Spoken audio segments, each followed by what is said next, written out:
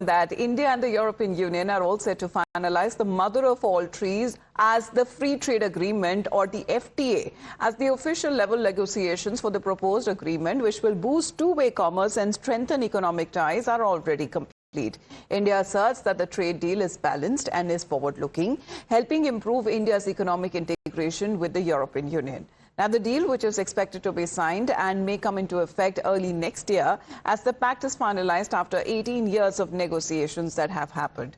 Now, over the past 3 days, European Commission President, who has reportedly underscored India and Europe being consciously chosen as a path of strategic partnership, dialogue and openness, where she has highlighted that together India and the EU are demonstrating to a fractured world that is an alternative and more corroborative way that is now possible. Ursula has further emphasized that a thriving India continues global stability, prosperity and security that benefits the entire world.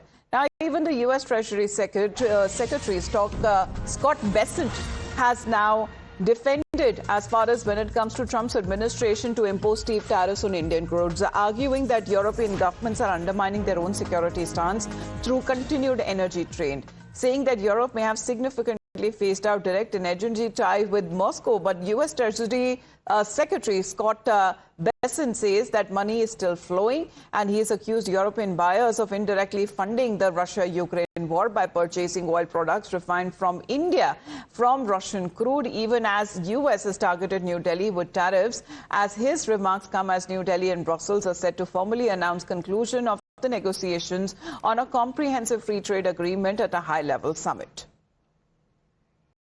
Let's connect with Srinjoy on this. Srinjoy, good morning. Well, the world is watching, so is the U.S. And when we talk about as far as today seems to be the day when the deal would be formally announced, and it is expected to be forward-looking and balanced, which will help improve India's economic integration with the EU.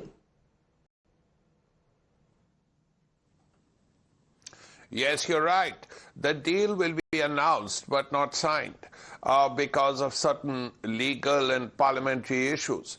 But it should help both sides. And let's not forget, it's a quarter of the world. India with 1.4 billion people, and the EU of 27 countries with over 300 million people.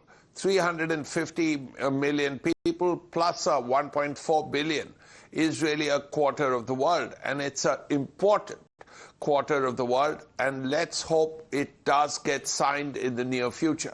That's really the first thing. Secondly, it's not just about trade. India particularly is also keen that India and the EU have important strategic and defense level ties, which is why India is also keen that there are naval exercises, for instance, in our part of the world with the European Union. There are already some going on, some planned, but this can get bigger and bigger. And that's the point that the India and EU will lead to, is what India hopes. So it will not just be trade, but it will also be strategic issues, it will also be defense issues, and that is going to be of great help. You can see that the trade deal with the Americans is not done as yet. And if that isn't done, at least if this is done, and it is signed within a year, as you rightly said, there is a chance that the Indian economy will benefit enormously as a result of this deal. Absolutely, because Brussels has been viewing the deal as a strategic move to diversify its trade ties beyond the United States and China, while Indian officials have signaled willingness to open markets to foreign investments and goods in key areas. Let's, in the meantime, get you another round of breaking update this morning.